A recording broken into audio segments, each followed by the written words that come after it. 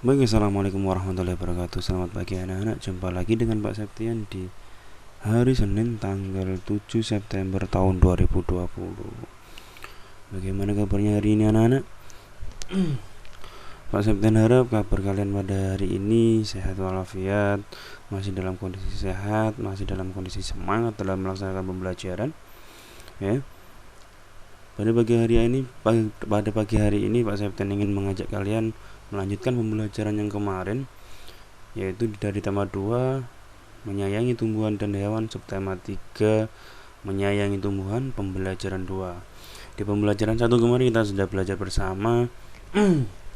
Mungkin ada tugas yang belum dikumpulkan, yaitu tugas untuk menanam tumbuhan. Ya, Pak Septian tunggu sampai tanggal 9. Dan kemarin kita juga sudah membahas tentang wawancara, ya. Apa sih wawancara dan faktor-faktornya sudah kita bahas, dan Pak Septian sudah memberikan tugas juga berupa kalian harus mewawancarai boleh papa, pak ayah, ataupun ibu, ataupun mama, boleh juga kakak kalian yang ada di rumah, ya. Pada pembelajaran 2 ini kita akan melanjutkan pembelajaran yang kemarin, ya. Nah, sebelum kita jauh membaca, sebelum kita jauh belajar, jangan lupa didampingi. Kalian juga harus membuka buku paket kalian, buku paket tema 2 kalian. Silakan dibuka bersama dan siapkan juga buku bahasa Jawa. Karena dalam pembelajaran kali ini kita akan lanjut dengan pembelajaran bahasa Jawa nanti. Baik, pada subtema 3, ya. Pada subtema 3 ini di pembelajaran 2 itu ada keluarga Dayu, ya. Ada sedikit cerita tentang keluarga Dayu. Baik, saya bacakan. Keluarga Dayu sedang bercakap-cakap di teras rumah. Mereka bercerita tentang kegiatan yang dilakukan hari itu. Tiba-tiba Dayu teringat kalau ia belum melakukan tugasnya. Tugas Dayu setiap hari adalah menyiram tanaman di halaman rumah. Setiap anggota keluarga mempunyai kewajiban dan hak masing-masing. Hak dan kewajiban tergantung dari perannya di dalam keluarga. Di dalam keluarga ada ayah, ibu, dan anak.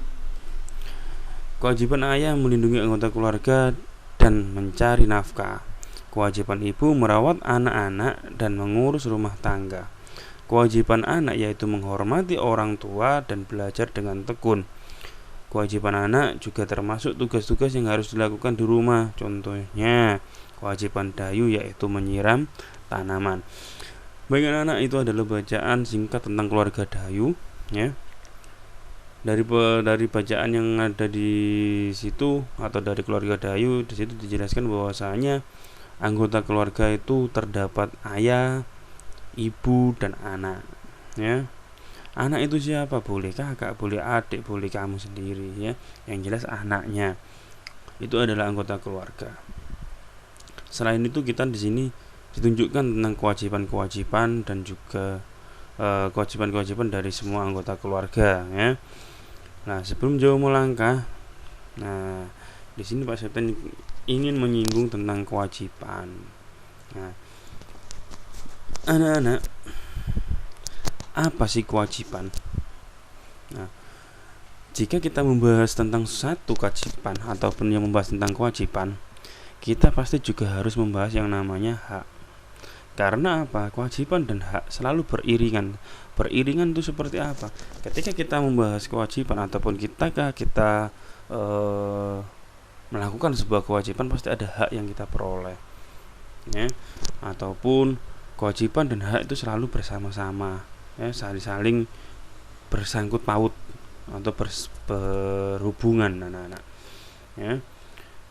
Nah, di sini Pak Septian ingin membahas dulu tentang kewajiban. Kata kewajiban berasal dari kata wajib, anak-anak. Ya, dari kewajiban ini adalah kata dasarnya adalah wajib. Jika kita mendengar kata wajib, itu pasti tidak jauh dari yang namanya ketika kita di wajib apa? Wajibnya. Wajib itu yang seharusnya, ya. Jika dalam menurut Kamus Besar Bahasa Indonesia, kewajiban adalah sesuatu yang diwajibkan, ya, yang harus dilaksanakan, baik itu pekerjaan, tugas, tugas menurut hukum segala sesuatu yang menjadi tugas manusia. Intinya apa? Kewajiban adalah segala sesuatu yang harus kalian lakukan, itu adalah kewajiban. Makanya Pak Septon menjelaskan bahwasanya wajib itu adalah yang harus. Berarti kalau pokoknya contoh dalam agama Islam ada wajib, ada sunnah. Kalau wajib berarti harus dilakukan. Kalau sunnah boleh tidak dilakukan. Nah, seperti itu. Nah, karena ini kewajiban berarti harus dilakukan, ya. Nah, apa yang harus dilakukan? Segala sesuatu, anak-anak. Ya. Apapun itu yang memang harus kamu lakukan, ya kamu harus melakukan. Berarti itu termasuk kewajibanmu. Suatu contoh dari Dayu tadi, yaitu kewajibannya apa? Menyiram tanaman. Nah, sedangkan kewajiban ayah ataupun papa adalah mencari nafkah dan melindungi anggota keluarga. Anggota keluarga itu tadi yaitu ibu dan anak. Nah, sedangkan untuk kewajiban dari ibu yaitu merawat anak dan mengelola keluarga, maksudnya menjaga dalam artian merawat anak-anaknya. Nah, itu adalah kewajiban anak-anak. Nah, ketika kita sudah bicara tentang kewajiban, kita harus berbicara juga tentang hak. Nah, makanya di sini Pak Septon juga akan menjelaskan tentang hak. Nah, apa sih hak itu? Hak adalah segala sesuatu yang harus didapatkan oleh setiap orang yang telah ada sejak lahir bahkan sebelum lahir. Jadi segala sesuatu, kalau hak itu adalah segala sesuatu yang harus kalian peroleh. Biasanya kalian akan memperoleh hak ini, bukan biasanya ya, memang kalian baru, tapi memang harus kalian setelah melaksanakan kewajiban pasti kalian akan mendapatkan hak itu, anak-anak. Suatu contoh ini ya, kamu sebagai anak di rumah, ya, kamu tadi sudah tahu kewajibannya orang tuamu apa saja, ya kan? Kewajiban kamu sebagai anak ataupun kewajiban Dayu tadi apa, kewajiban ayahnya apa, kewajiban ibunya apa. Nah, ketika hak kamu di rumah, yaitu kamu harus mendapatkan hak anak di rumah adalah salah satunya adalah mendapatkan kasih sayang. Dari siapa? Dari semua anggota keluarga. Jadi mama, papa, ibu, ayah itu wajib memberi kalian kasih sayang. Ya, jika kalian sudah melaksanakan kewajibanmu apa saja, yaitu ya termasuk belajar. Kalau Dayu tadi juga sambil menyiram tanaman, ya apapun yang kalian lakukan ataupun yang harus kalian lakukan di rumah adalah kewajiban. Nah, jika kalian sudah melaksanakan kewajibanmu itu, maka kamu akan mendapatkan hak, yaitu apa? Disayangi orang tuamu ataupun anggota keluargamu. Itu adalah kewajiban dan hak anak-anak. Contoh hak yang lain di sekolahan. Ketika kalian sudah belajar di sekolahan, ya belajar sama Pak Septian selama ini, kalian sudah mengikuti materi Pak Septian, ya kan? Kewajiban kalian kan kalian memperhatikan, ya kan? Nah, terus ketika ulangan harian, kalian adalah mempunyai kewajiban untuk mengerjakan dengan sendiri, ya itu kewajibanmu. Nah, lalu ketika kamu sudah melaksanakan kewajibanmu sebagai siswa, ketika menghadapi ulangan harian, kamu akan mendapatkan hakmu sebagai siswa juga. Nah, apa haknya? Yaitu kamu akan mendapatkan nilai. Itu adalah hak siswa. Ya, jelas ya anak-anak tentang kewajiban dan hak. Jadi Pak Septian harap kalian paham, kalian jelas, kalian mengerti perbedaan mana yang kewajiban, mana yang hak. Ya, Pak Septian tadi sudah menyampaikan bahwasanya kewajiban dan hak itu saling beriringan ataupun saling berhubungan satu sama lain. Ya, tidak bisa kalian meminta hakmu. Kamu nggak bisa meminta ke Pak Septian, Pak saya minta nilai 100, tapi kamu tidak melaksanakan tugasnya dengan baik. Melaksanakan tugas dengan baik seperti apa? Ulangan tidak dikerjakan, tugas tidak dikerjakan, ataupun nilainya ataupun dikerjakan tapi dengan asal-asalan sehingga nilainya jelek. Itu juga adalah tidak bisa kamu lakukan. Jika kamu ingin hakmu dengan sempurna, nilainya harus baik, ya kamu harus melakukan tugasnya dengan baik. Paham ya anak-anak? Nah, itu adalah tentang hak dan kewajiban. Baik, selanjutnya, di situ ada sebuah percakapan, membuat dan merawat tanaman gantung. Itu ada percakapannya antara Siti dan Lani. Siti dan Lani sedang mengamati tanaman di sekolah. Lani berbicara, "Siti, ayo kita membuat pot gantung. Tanam tanaman ini sepertinya butuh tempat baru." Kata si Lani. "Setuju Lani, kasihan tanaman itu, potnya sudah tidak cukup." Jawab si Siti. "Tanaman itu dapat terganggu pertumbuhannya." Kata si Lani lagi. "Mari kita segera buat pot gantung itu. Apa saja yang dibutuhkan?" Siti bertanya kepada Lani. "Botol plastik bekas, pita perekat, gunting, tanah, kayu pipi, tali, dan tanaman," jawab si Lani. "Lalu bagaimana cara membuatnya?" tanya si Siti kembali.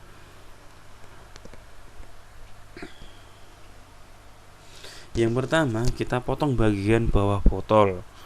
Kemudian rekatkan pita perekat ke sekeliling bagian yang dipotong," jawab si Lani. "Baik, setelah itu?" tanya si Siti kembali. "Buat 4 lubang di bagian perekat. Masukkan tanaman ke dalam botol pelan-pelan. Rapikan dan sebar akar tanaman ke seluruh bagian botol. Kemudian masukkan tanah hingga 3/4 isi botol," jawab si Lani. "Sejauh ini tidak sulit, lanjutkan Lani," kata si Siti. "Masukkan tali plastik ke dalam lubang, gantung menggunakan paku di dinding, tutup bagian yang terbuka dengan kayu pipi," kata si Lani. "Mari kita ajak teman-teman yang lain untuk membuatnya," kata si Siti kembali. Baik anak-anak, di sini adalah percakapan antara si Siti dan Lani, ya. Dalam percakapan ini kalian bisa mengetahui tata cara untuk menanam ataupun membuat tanaman gantung, membuat pot tanaman gantung.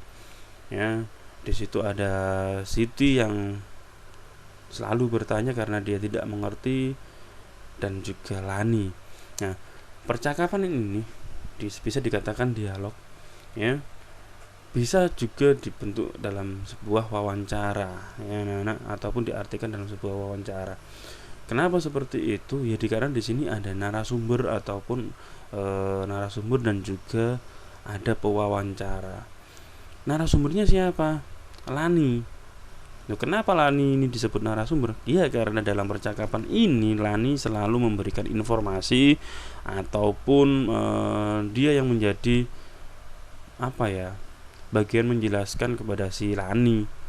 Menjelaskan pada si Siti tentang cara-cara membuat pot tanaman gantung. Ya, kamu lihat dari percakapan itu, selalu Lani yang menjelaskan. Lani yang menjelaskan kepada Siti gimana sih caranya. Nah, maka dari itu si Lani disebut narasumber, sedangkan si Siti disebut sebagai pewawancara. Nah, sama dengan ketika kemarin kalian melakukan wawancara kepada anggota keluarga di rumahmu yang lain, ya kan? Pasti di situ ada pertanyaan. Nah, anak-anak, dari wawancara, ketika kita melakukan sebuah wawancara, kita harus mempunyai tujuan. Wawancaramu itu buat apa? Tujuanmu kemana? Nah, kamu lihat dalam percakapan kali ini, tujuan si Siti melakukan wawancara pada Lani adalah supaya Siti ngerti, tahu cara membuat pot tanaman gantung, ya kan? Nah, yang ditanyain si Lani, kebetulan karena Lani mempunyai pengalaman untuk membuat tanaman gantung. Nah, dalam sebuah wawancara pasti ada yang namanya laporan, anak-anak. Laporannya berbentuk apa? Nah, kalian bisa pernah enggak kalian melihat ataupun membaca sebuah surat kabar? Surat kabar itu ya koran, majalah. Nah, kalian kan pernah membaca. Nah, dari situ kalian kan pernah membaca sebuah koran ataupun majalah yang isinya berita. Nah, di situ dijelaskan sama penulis tentang apa yang terjadi. Nah, Itu adalah salah satu contoh bentuk laporannya, anak-anak. Jadi ketika kita membuat laporan, satu contoh dalam percakapan ini tadi membuat pot tanaman gantung, ya, si Siti yang membuat laporan adalah si Siti. Karena apa? Si Siti adalah sebagai pewawancara. Jadi yang membuat laporan adalah si pewawancara, si Siti. Ya sama ketika kalian menjelaskan kembali, semisal kalian pernah kalian ngerti berita, ternyata terjadi mungkin dompetnya kakakmu jatuh di pasar, ataupun kamu tahu bahwasanya temanmu ada yang kamu tadi berangkat sekolah ketemu temanmu di jalan yang bannya bocor, ataupun ketika kamu liburan tidak sengaja ketemu sama temanmu. Nah, ketika kalian menceritakan kembali kejadian itu, ya kan, itu dari sebuah cara ataupun bentuk laporan dari wawancara, ya. Sama dengan ini juga. Saya akan membuatkan suatu contoh bentuk laporan, ya. Jadi dari percakapan si Siti dan Lani diketahui bahwa si Siti sebagai pewawancara, dia akan membuat laporan sebagai berikut, ya. Kita buat dari caranya, kita lihat dari percakapannya dari awal, anak-anak. Ya. Hasil laporannya adalah bahan yang digunakan untuk membuat pot tanaman gantung adalah botol plastik bekas, pita perekat, gunting, tanah, kayu pipi, tali, dan tanaman. Ya, itu adalah bahan-bahan yang dibutuhkan ataupun peralatan yang dibutuhkan untuk membuat pot tanaman gantung.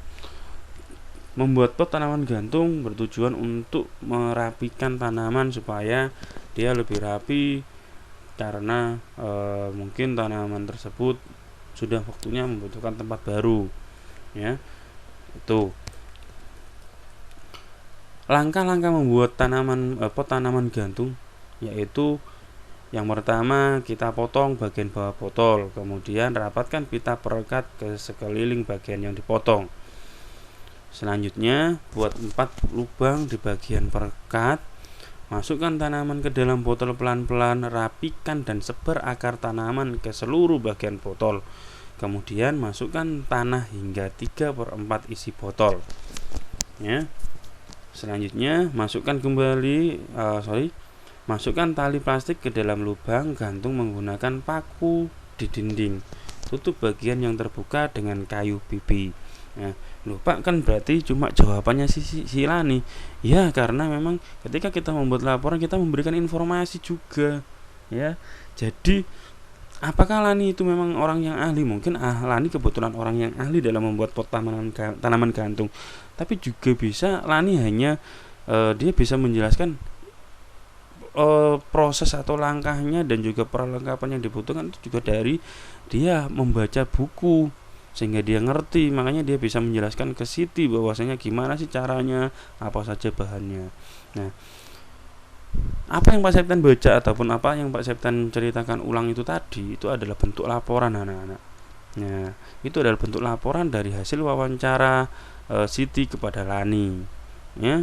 Itu, anak-anak. Baik, sampai di sini jelas ya. Jadi ketika kita membuat laporan adalah kita menceritakan kembali apa sih yang dibahas, ya, apa sih yang dibahas, membahasnya tentang apa, ya, apa saja isi bahasannya. Itu, anak-anak. Baik, sampai di sini jelas ya. Oke. Tugas kalian dalam materi pembelajaran tema ini yang pertama adalah buatlah laporan hasil wawancara dengan orang tua dari tugas wawancara yang sebelumnya. Jadi dari tugas wawancara kamu sebelumnya yang kemarin, ya, kalian buat hasil wawancaranya. Kalau kemarin Pak Septian nyuruh kalian adalah mencatat kembali apa pertanyaan dan juga jawabannya. Nah, sekarang buatlah laporannya seperti yang tadi Pak Septian lakukan. Loh, tadi Pak Septian kan cuma membaca. Iya, tapi kalian kali ini kalian tulislah hasilnya berupa tulisan.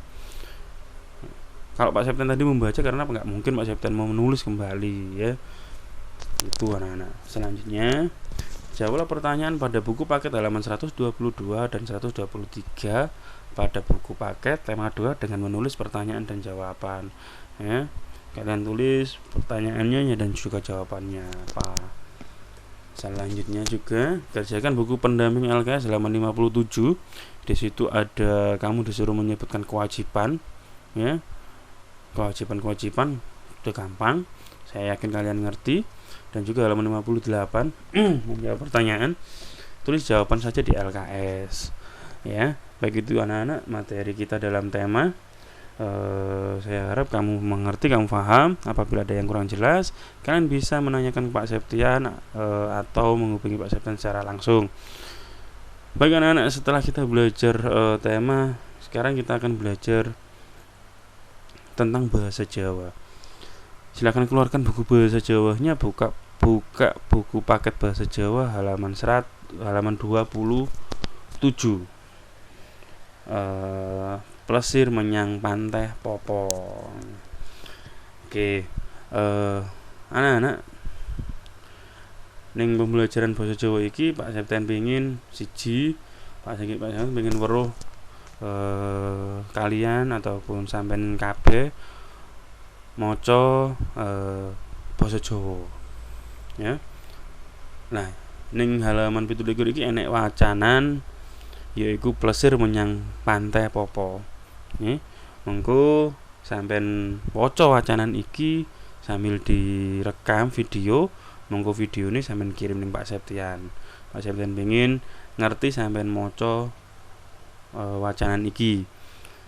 Pak Septian contohi macane, mengko sampean tiru ning omah sebagai tugas. Nggih. Plesir menyang Panteh Popo.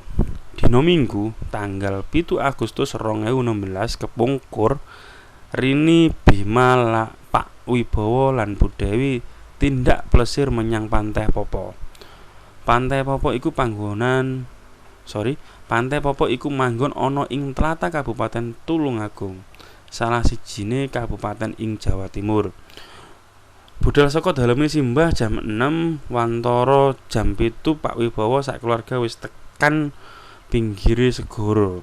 Bu Dewi banjur menyang loket. Karcis mlebune murah banget. Mung 3.000 rupiah saben wong. Sakwise nyekel karcis, kabeh banjur mudhun saka mobil tumuju menyang pendopo sing manggon persis sapinggire segara. Pendapane gedhe tur resik, hawane rada adem amarga angin segara kang sumuribit. Hari ini banjur ngejak Bimo mlaku ngetan menyang panggonan pelelangan iwak. Wah, ana prau sing lagi mbongkar iwak olahe njaring saka segara. Iwake akeh banget lan werna-werna. Ana sing gedhe lan ana uga sing cilik. Seneng rasane ndeleng para nelayan ngusung asil pekerjane. Bocah loro nyoto kesengsem ndeleng kahanan iku.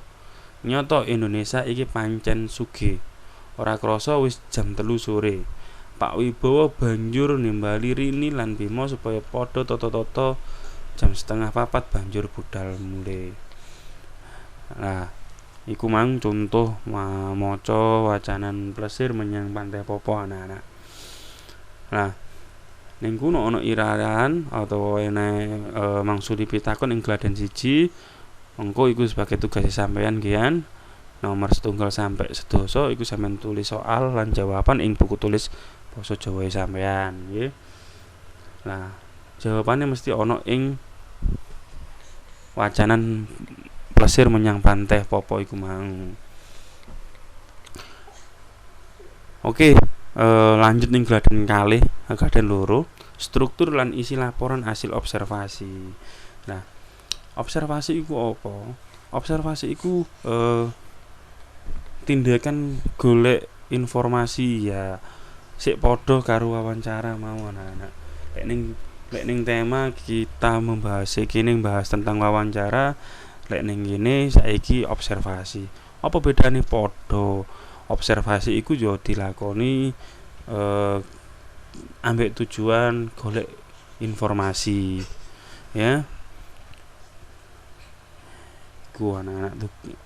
Lah, apa isine? Lah ning kono dicontohno papane nek ndi ae wektune objek sing diobservasi apa ae, pengamate sapa. Nah, pengamat iku kan yo sing pewawancara lek ning gone bahasa Indonesia ya. Lek ning kene jenenge pengamat. Padha anak-anak sami mawon nggih. Nah, teko ceritane Rini lan keluargane mau iku ya iso uga didadekno hasil laporan, hasil observasi ya. Nah, ning kono dijelasno wektune sing diobservasi opone. Ya, hasilnya opo dijelasno ning kono. Nggih, iku contoh gawe laporan. Pak Septen yakin kabeh saged, nggih. Oke. Selanjutnya ning halaman 33 ya. Ning halaman 31. Nah, niku sami mawon enek dibahas tentang pengalaman sing nyenengake lan pengalaman sing nrenyuhake. Apa nrenyuhake? Nrenyuhake ku pengalaman sing ora kepenak. Kalau ning bahasa Indonesia, nek sampai ning kelas 1 biyen, pengalaman yang menyenangkan iku pengalaman sing nyenengake. Nek pengalaman sing nrenyuhake ku pengalaman sing isine kedadean sing gawe susah hati atau pengalaman yang tidak menyenangkan ya. Iku. Nah, contone kalau pengalaman sing nyenengake nang kono dijelasno plesiran ing telaga, melu kegiatan pramuka, dolanan karo kanca lan sepanunggulane. Sapanunggale. Ya, iku contoh pengalaman sing nyenengake. Lah lek tuladhane pengalaman sing nrenyuhake tiba saka sepeda, ora dadi juara kelas, nandang loro itu sakit dan lain sebagainya. Nah, itu adalah contoh-contoh pengalaman yang tidak menyenangkan. Nah, tugasnya minggu ngarep gawe pengalaman sing nrenyuhake lan sing nyenengake. Yang penting sampean ngerti, paham bahwasanya apa sih pengalaman sing nyenengake. Pengalaman sing nyenengake ku kedadian ataupun pengalaman yang menyenangkan lek ning basa Indonesia nih. Lek nrenyuhake ku sing tidak menyenangkan.